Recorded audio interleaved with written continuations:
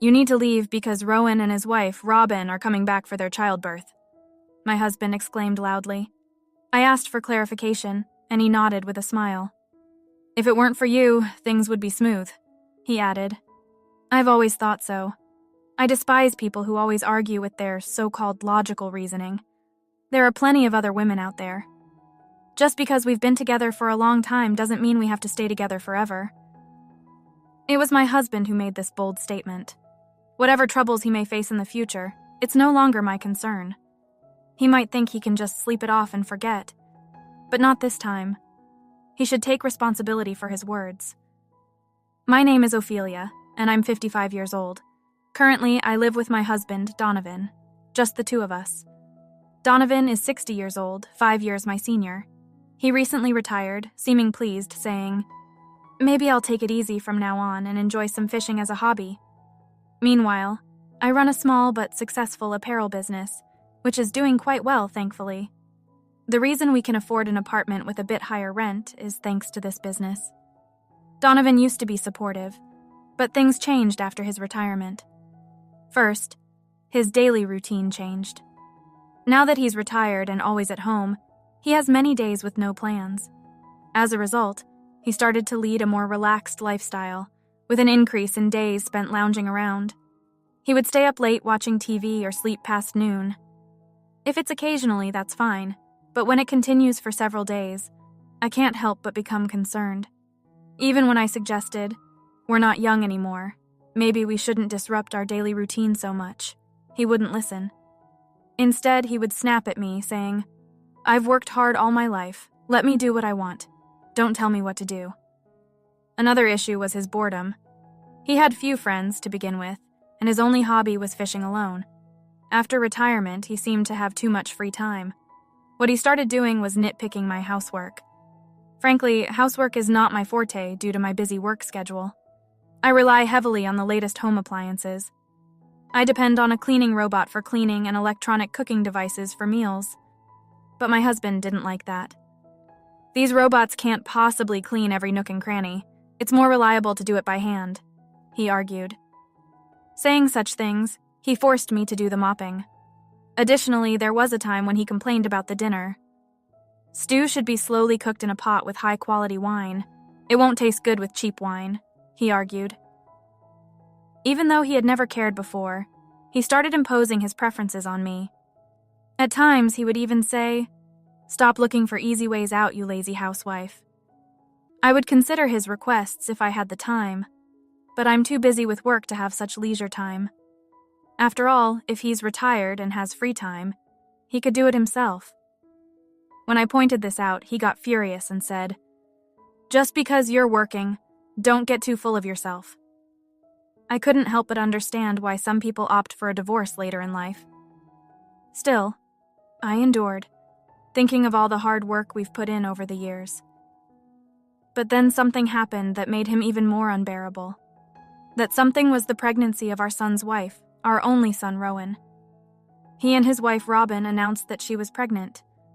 Rowan and I are not blood related. He is Donovan's child from a previous marriage. Donovan and I remarried when Rowan was about 10 years old. Upon hearing the pregnancy news, Donovan was ecstatic. "Our first grandchild! Yes, it's exciting," he exclaimed. I was happy too, but Donovan's joy was extraordinary. I think he was experiencing what you might call an over-enthusiastic grandparent. That's why things turned out the way they did. The main reason why he was so excited about the pregnancy announcement was probably because Robyn said she wanted to come stay with us for her delivery. Robyn was raised in a single-parent household. She turned to us this time because her mom was too busy with work and couldn't accommodate her. Donovan was all too eager to help. "I want to welcome the baby in the best possible conditions," he said. With that, he started preparing. That was fine in itself, but for some reason, he insisted that I be involved in everything. "The crib should be this one. Just in case, get all types of baby formula. Oh, and we need to stock up on diapers too." He would arrogantly give orders. But I was busy with work and household chores. When I managed to find time to prepare amidst my busy schedule, I often received complaints that it wasn't right. "Not like that, I told you," he'd say. "That's not what I meant. Hey, enough is enough.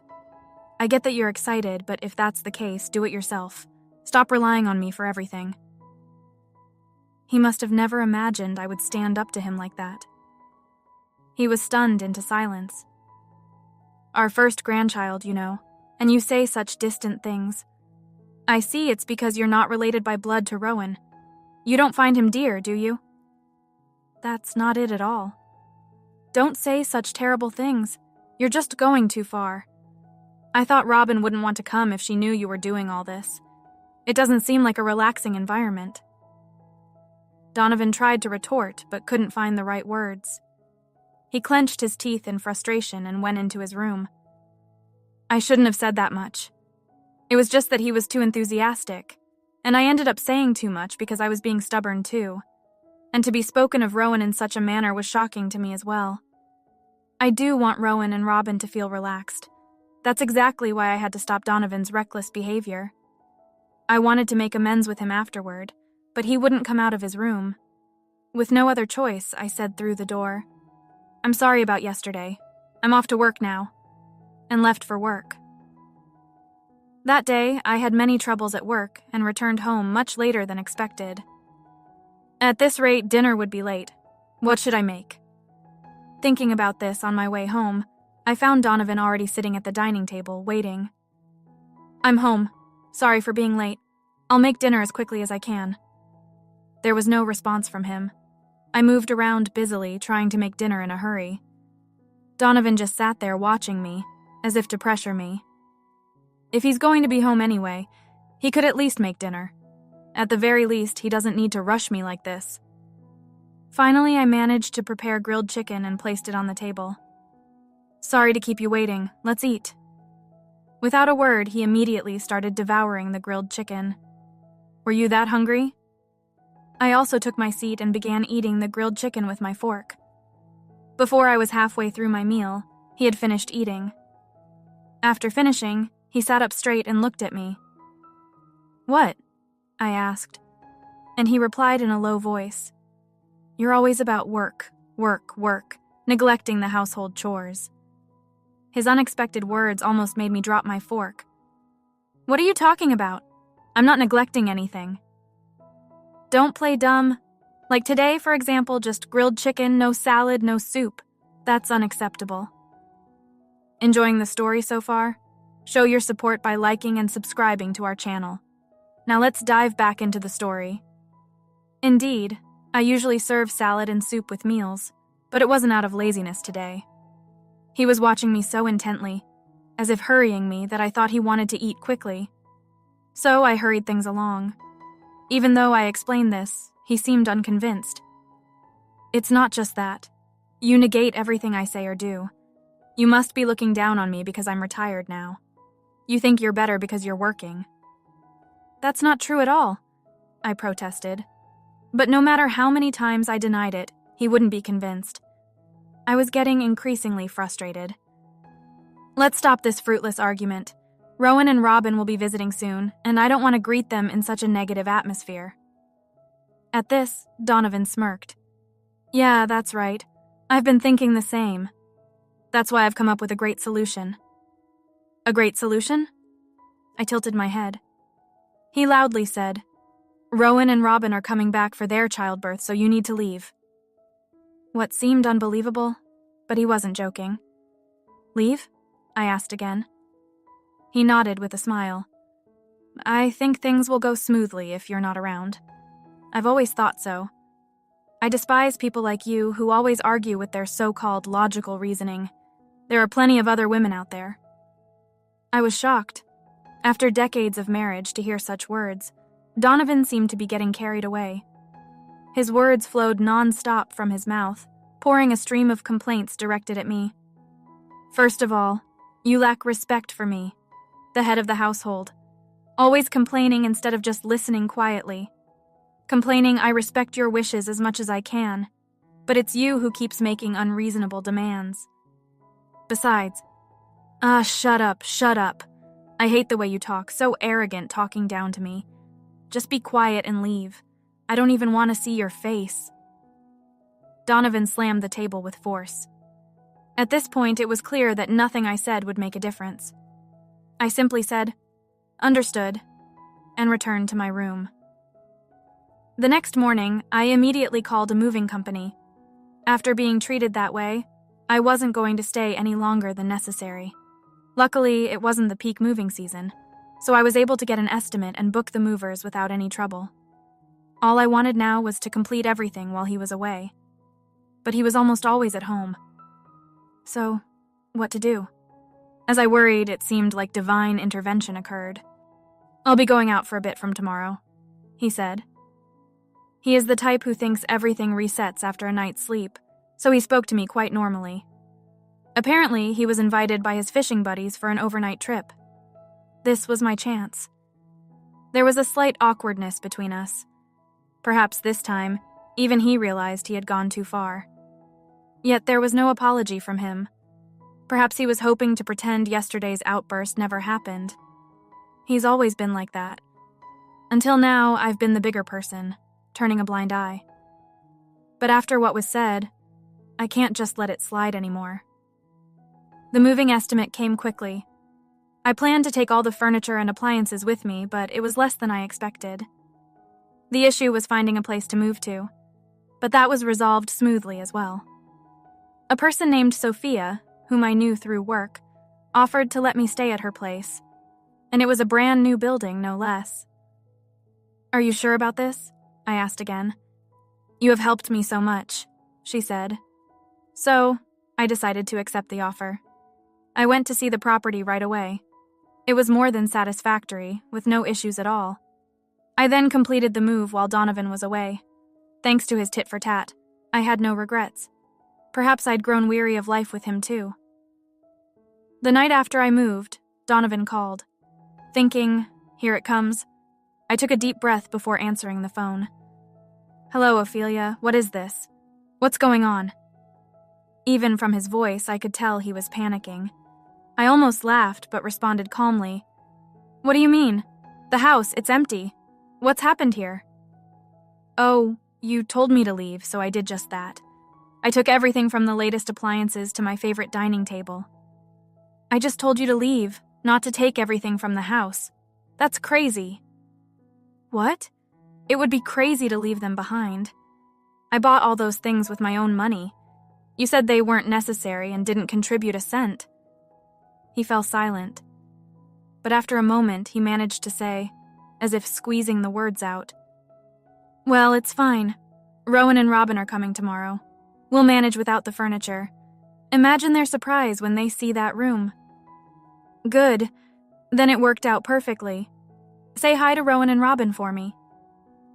There was no point in continuing the conversation. I hung up quickly.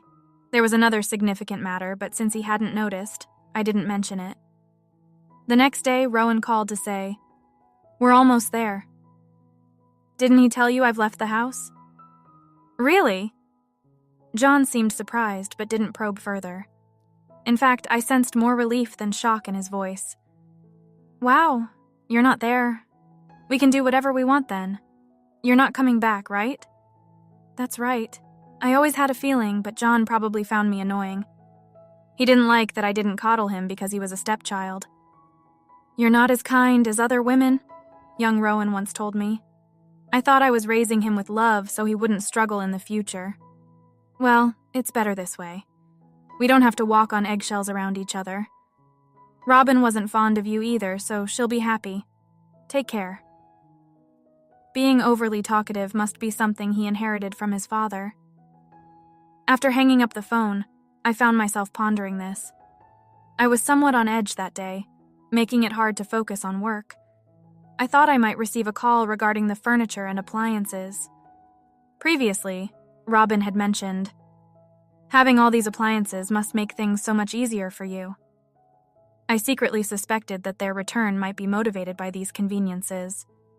Contrary to my expectations, there were no calls that day. The call finally came at the end of the month. "Ophelia." I immediately knew the reason for my husband's hesitant call, but I pretended to be clueless. "What about the rent?" "Yes, what about it?" He probably wanted to ask for the rent due to his pride, but couldn't bring himself to say it. The rent for the apartment I lived in with Donovan was $1,700. I was the one paying for it all. My retired husband couldn't afford it. He might manage for a while using his retirement fund, but it would eventually run out. He should just come out and say it since he called, but he hemmed and hawed. Finally, I decided to confront him. "What? You're not expecting me to pay the rent for an apartment I'm not living in, are you?" No, I mean, you're the one who told me to leave, remember? And now you're coming back to me for help?" His pride wouldn't allow for such a request. As expected, he changed the subject. "Ophelia, are you okay? Do you have a place to stay?" "Yes, thanks to the kindness of people around me, I found a place. I'm living comfortably." Saying this would make it impossible for him to ask me to return. Not that I had any intention of going back, just to be clear. "Oh, that's good. Rowan and Robyn seem lonely. I thought maybe if you're willing, you could come back." This was something he would never say under normal circumstances. He must be desperate. But I had no intention of returning. "Really? But didn't both of them dislike me?" "No, that's not. Well, it's fine. I have something to discuss with you anyway, so I'll come over." "Yes, I needed to have a very important conversation for the sake of my future life." Mai replied brightly. "Yes, I'll be waiting." Later, I visited the apartment for the first time in a while. It's been a while. Donovan had dressed up unnecessarily. Dressing up wouldn't change anything. As we walked into the living room, I saw Rowan and Robyn sitting there. They must have realized they couldn't live like that for long. New furniture like a sofa, table, and refrigerator had been set up. Rowan waved casually while Robyn glared at me but greeted me nonetheless. The atmosphere was unpleasant. I wanted to get things done and go home quickly. Prompted by Donovan, I sat down in a chair. "So, what's this about?" Grateful that he broached the topic first, I decided to proceed with the conversation. "It's about this. I think it's best to handle these matters promptly and properly." Upon seeing what I handed him, his face turned pale instantly. "You're planning to divorce me?" He was trembling as he looked at the divorce papers I had filled out. "Yes, ever since you told me to leave, I've been planning to do just that. Did you really think I wouldn't take you seriously?" Donovan fell silent. It was probably spot on. When his emotions flare up, he tends to blurt out whatever is on his mind at that moment. This habit of not thinking about the consequences has reportedly caused him trouble at work multiple times. "I don't want to see your face. There are other women out there. What else was it anyway?" After being showered with every conceivable insult, I couldn't see a future with you anymore.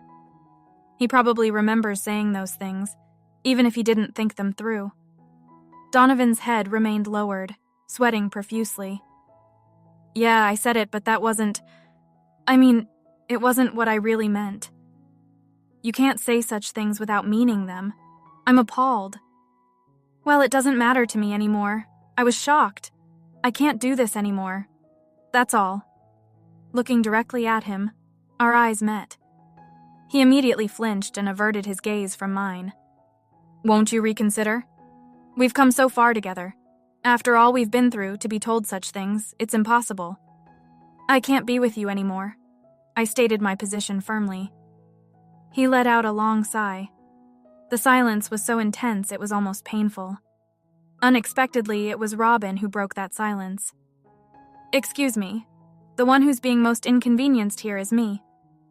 Turning towards Robyn, I tilted my head, and she glared at me with eyes full of resentment. "What do you mean? I thought it would be perfect here with you around. A clean house and all the latest appliances. I came here expecting to be fully taken care of. And now to be caught up in this marital dispute. It's a huge nuisance." Robyn let out an even bigger sigh than Donovan had earlier. She was angry with me because she had expected a pampered princess life here. But it didn't turn out as she had hoped. It was a complete misunderstanding. If she's unhappy, she can leave, go back to her parents' house or anywhere else. Her decision to stay here is her own.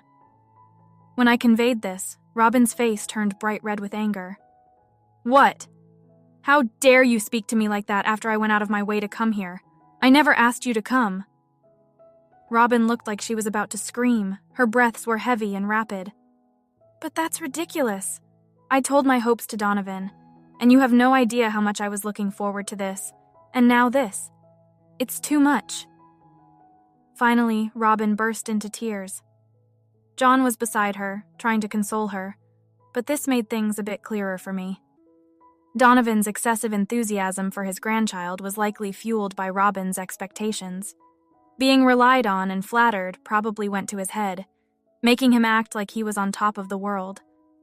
However, that doesn't change anything. Robyn was too upset to have a coherent conversation, and Donovan was still frozen in place, sweating. Staying here any longer was pointless. There's no use in me staying any longer. I'm going home. We'll settle the divorce through a lawyer. As I stood up, it was John's turn to shout. Running away, you coward! Not taking any responsibility and just stirring things up. I was shocked by the sheer unreasonableness. It was a classic case of blaming the victim. I approached John and stood by his side. Since he was sitting close to Robyn, I ended up looking down on him. What do you want? How old do you think you are? I'm 35. But I took a deep breath and glared at Rowan sharply. So what responsibility do you think I have to take care of a 35-year-old boy and his wife? Or maybe the responsibility to take care of a 60-year-old dad? John was gaping, at a loss for words. I couldn't stop myself anymore. All of you are adults. Enough is enough. Who's been stirring things up? Despite my best intentions to keep the peace, you've been using me like a stepping stone. You can't expect me to always smile and comply. Hey, calm down, Mom. Don't act like a child now. I had shouted so much that I was out of breath. I took a deep breath to steady myself. At least, John, I've always cared for you. I tried to raise you as my own child. But if that didn't come across, that's my fault. John started to say something, but then fell silent. I quickly grabbed my things and left the room hastily. No one followed me out afterward. My husband agreed to the divorce quite easily. We decided on no alimony for either side. He said he couldn't afford the apartment's rent and would move out. Donovan, who had never done any housework before, living alone from now on, will likely be a significant challenge for him. In a letter passed through the lawyer, written in the familiar handwriting of my ex-husband, it said, "Thank you for everything." He even suggested getting back together, but I firmly refused, and he seemed quite dejected. John and Robyn decided to move to Robyn's parents' house for their delivery. Robyn was reluctant, but John convinced her. After the divorce, John called me once. "I'm sorry for everything. I'll try to be a parent like you," he said, sounding embarrassed. Perhaps John hadn't disliked me as much as I thought. Maybe he just couldn't express himself honestly. I ended up buying the new house I was renting and still live there. Work is going well. I was a bit tired right after the divorce, but now I feel refreshed. The relief of not having to take care of anyone is immensely liberating. I don't know how many more years I can work, but I plan to do my best as long as I can. Of course, I'll enjoy my personal life too, and in my heart, I secretly wish for Rowan's happiness. Let's briefly conclude our story. Ophelia, having decided to leave her husband Donovan due to their irreconcilable differences, moves out and starts a new life in a rented house. Despite initial challenges, she finds solace in her newfound independence and focuses on her work. Donovan, realizing his mistakes, regrets his actions and attempts to reconcile, but Ophelia stands firm in her decision. Meanwhile, John and Robyn, despite their initial disagreements with Ophelia, begin to understand her perspective and appreciate her efforts. As time passes, Ophelia finds peace and contentment in her new life, cherishing the freedom to live on her terms and secretly wishing for the happiness of her loved ones. Thanks for watching. How did you find the story? Let me know in the comments below. Don't forget to like this video and subscribe to our channel for more awesome stories like this. Your feedback and support mean a lot.